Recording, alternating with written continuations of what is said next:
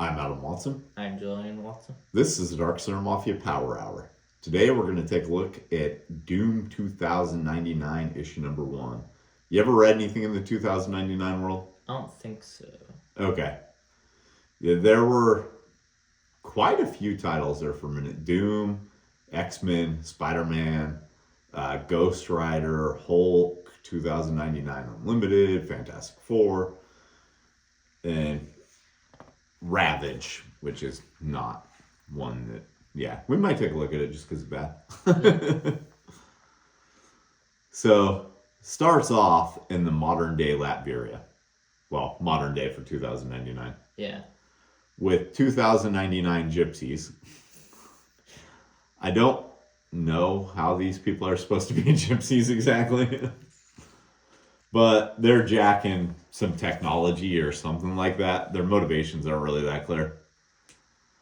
When all of a sudden some sort of century cop thing comes after them.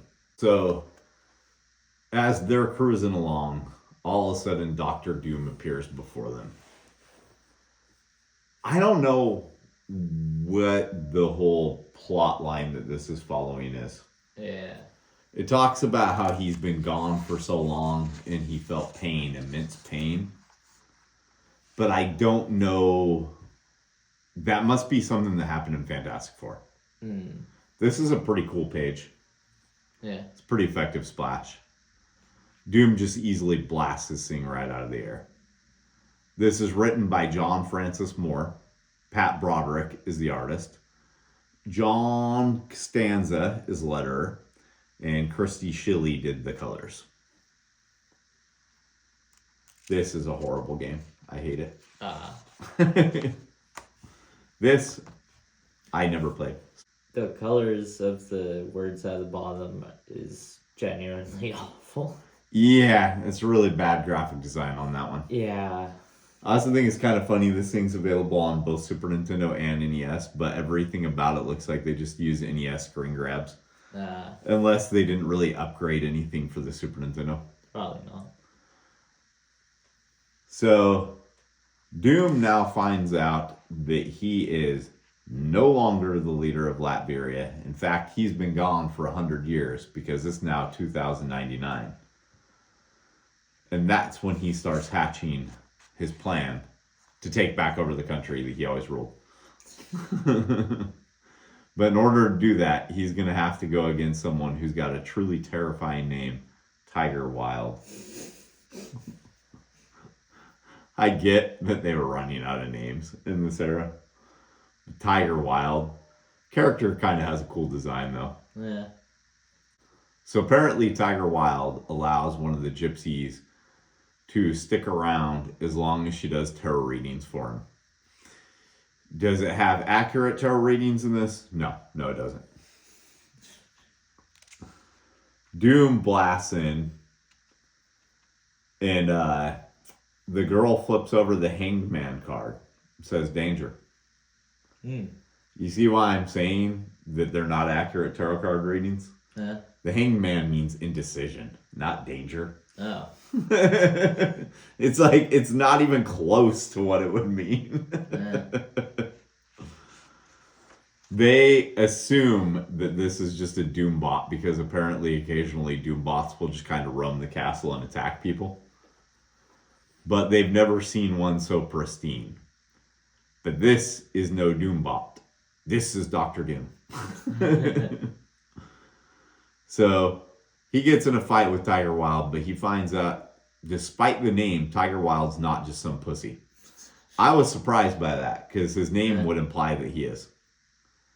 He's about to shoot Doom in the face when all of a sudden a panel that really could have been more effectively drawn shows Doom melting Tiger Wilde's hand. Like, it took me a minute to figure out what was going on there. Oh, that's what it is. Yeah. Oh, you couldn't figure it out either? No, I thought that was like him exploding Doom's head or something. Yeah. At first I thought that it was him shooting his head too, but you can see the little blast off and the fire from Doom's gauntlet. And then in this, he's looking at his hand. It's blown up. So, yeah. But that really pisses Tiger Wild off, and apparently he has some sort of thermo powers that I don't really understand. Yeah. But it makes it to where he can just weld Doom's ancient suit altogether. And after removing his mask, he finds that this is a young, handsome Doom. Now, I'm really curious what storyline this plays off of. Yeah. Because I know nothing about any of this, and there's not any recap to tell me why he looks like this. Yeah. But Tiger Wild decides to be a real dick and scar Doom's face so that he looks like the original one. Unfortunately for him, the cards told, what's her name? Destiny? Fate? Something like that? Something like Fate. Yeah, whatever her name is. Fortune. Her name's Fortune. The greatest name ever for someone who reads tarot cards. Yeah. The cards told her that he's more valuable alive than he is dead. So she takes him back to her camp, and he gets all dark manned up. Not a bad look. He should just go around looking like this all the time. Yeah. And then he finds out that they share common ancestry. He gave this amulet she's wearing to her great-great-grandfather. And wouldn't you know it, there happens to be one of the people amongst them who is just an expert at all things mechanical. You want to know how great he is with cybernetics and computers? He can surf the cyber web with no problem. Sometimes you got to remember when an issue came out, like the internet was just barely becoming a thing when this came out. So I guess that seemed more impressive than what I hope it seems in 2099. Yeah. Like, we now have glasses that can surf the internet, and somehow they don't look this dumb. Yeah. They're still pretty dumb looking, but... So, Doom somehow begins to get a Doom costume. I'm not really sure how. Because it doesn't explain that, does it? He just appears with, like, the blue and black all of a sudden, right? Yeah. Yeah. So the amulet has the ability to open up a door to a jet that's interrupted by what is actually a really good game. Ah. Yeah, I actually like this game a lot.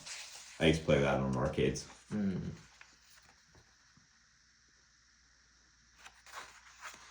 So inside the cave is what looks to me to be just an Avengers Quinjet.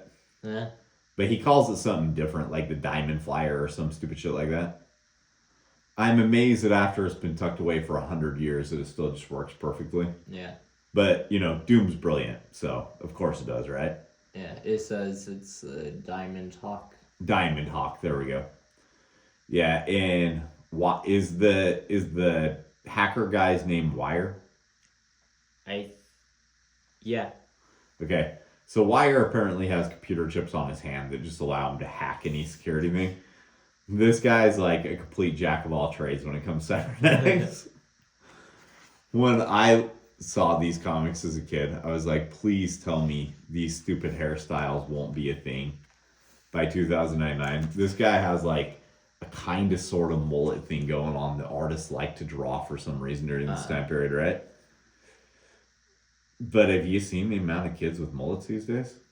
Sadly. Yeah, they might be onto something. Mullets might be in fashion in 2099. So while they're breaking security, there's a guy who has killed a security guard and is watching them. Is that played off of whatsoever? Not in this issue. I didn't think so. So apparently the whole reason they broke into this corporation is so that Doom can talk them into giving him nanotechnology. He doesn't really have to talk them into it, though. They just kind of do it. Yeah. He promises them, like, freedom or something. Yeah, but, like, why are they going to believe this dark man-looking motherfucker with a blue cloak just coming in saying I promises them freedom? It's not like they know who he is. But they risk getting in trouble with the corporation they work for by implanting all this nanotech. So while the nanotech is infiltrating his body, his mind is at odds on whether he's Doom or whether Doom is dead. It's not bad storytelling. It's actually pretty good. And it reminds you, hey, this is a Fantastic Four villain, in case you're a kid and you didn't know who Doom was, you know? Yeah. Because, you know, believe it or not, the Fantastic Four were not very popular. when this comic came out. I could be wrong, but I think it's a good possibility this comic ended up outselling the Fantastic Four month after month when it was coming out. I do recall it being more popular at the time in any case. So then somehow Doom has also just got a hold of all their adamantium reserves and made his costume.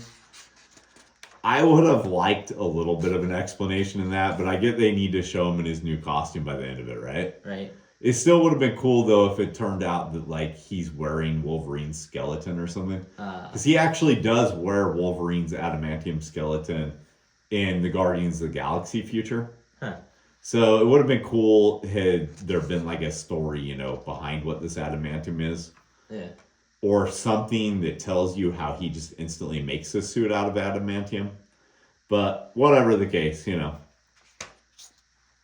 These are the launch titles: Doom, Punisher, Ravage, and Spider-Man 2099. I always think X-Men was one of the launch titles, but I guess it launched a little bit after these. So yeah, what did you think of this comic? Are you likely to read more Doom 2099 or other comics in the 2099 universe? Yeah. I actually like the X-Men 2099 a lot. We're going to have to take a look at that one. Yeah. All right, you got anything else? Nope. Let's go make some comics. We didn't create the comics that were featured in today's episode, but we did create these. Check out Ghost Assassin in the Cards and the Chihuahua Who Flew Away mini comic, both of which were written by me. The Chihuahua Who Flew Away was illustrated By me.